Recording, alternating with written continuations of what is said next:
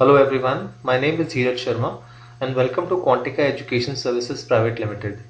In today's session, I am going to take you through the aptitude questions which appeared in Instrumentation Engineering GATE examination conducted on 4th of February. So if I talk about the general aptitude section of Instrumentation Engineering, this year the level of difficulty of questions were very easy.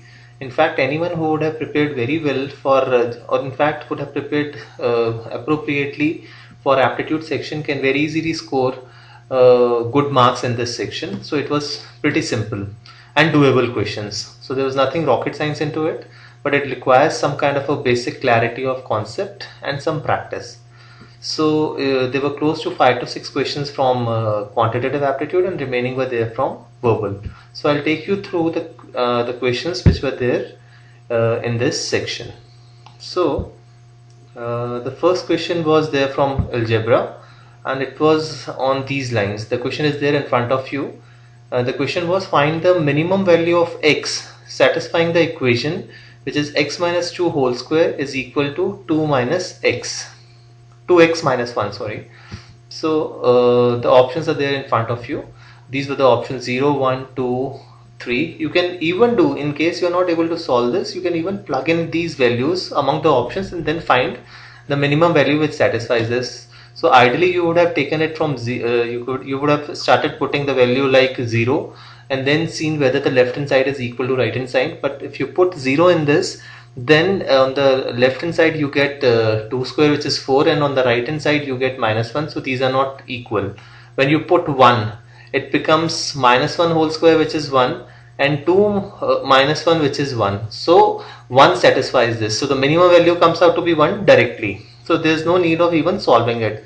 But in case you want to do it conventionally, the conventional method is there in front of you. When you expand this equation, this is what you will get, and further then you will be able to get a quadratic equation with 2 roots, that is 1 and 5. Now the minimum of the 2 roots which satisfy this will come out to be equal to 1. But there was no need of doing all these things. You can directly pick the values from the options and start plugging in. So I'll call this as an easy question, because you can get the answer to this question within not more than 20 to 25 seconds. Let's move on to the second question, which was again there from algebra. Now this is a very commonly asked question and a very conventional question in any of these examinations. The question was, if the value of x square plus x minus 1 is equal to 0, then find the value of x to power 4 plus 1 upon x to power 4. Now for solving this question, if you probably look at the equation which is given to you, that is x square plus x minus 1 is equal to 0. If you divide it with x on left hand side and right hand side, this is what you will get. X plus 1 minus 1 by x is equal to 0, which can also be written as x minus 1 by x is equal to minus 1. Now if you do the squaring on left hand side and right hand side, that is on both the sides, you will be able to get this equation, which is nothing but x square plus 1 upon x square minus 2 is equal to 1, which will be equal to x square plus 1 by x square is equal to 3. Now as you want the value of x to power 4 plus 1 upon x to power 4, you will have to do the square once again on both left hand side and right hand side.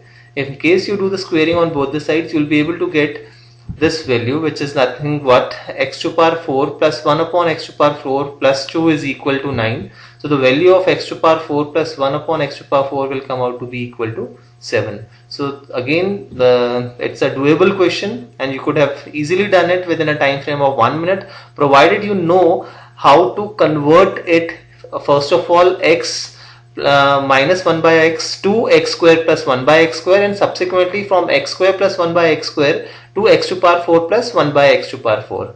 So if you do it diligently, you will be able to solve it within a time frame of not more than 1 minute. So I'll again call this as a moderate level difficulty level question. Let's move on to the third question, which was there from time, speed and distance. Now if you read this question, the question was, there's a man who is going from point A to B and then coming back from B to A following the same route.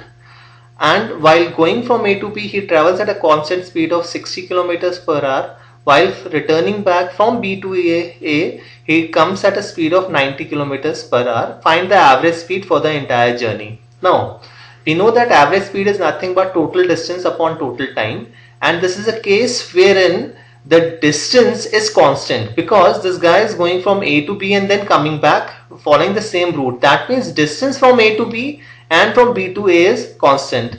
Now, anyone who would have practiced time, speed and distance, there's a simple concept of average speed which says that average speed when the distance is constant is nothing but twice of A into B upon A plus B, where A and B are nothing but speeds while going from A to B and from B to A respectively.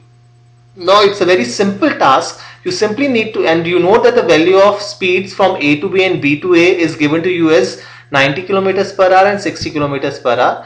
You need to simply plug in these values into this formula, and which will give you directly your answer as 72 kilometers per hour. So this concept is a very simple concept which students generally study while studying time, speed and distance in this aptitude section. So this is an easy question. Anyone would have easily been able to do it within a time frame of 30 seconds in fact. So let's move on to the fourth question. Now this is a question from geometry.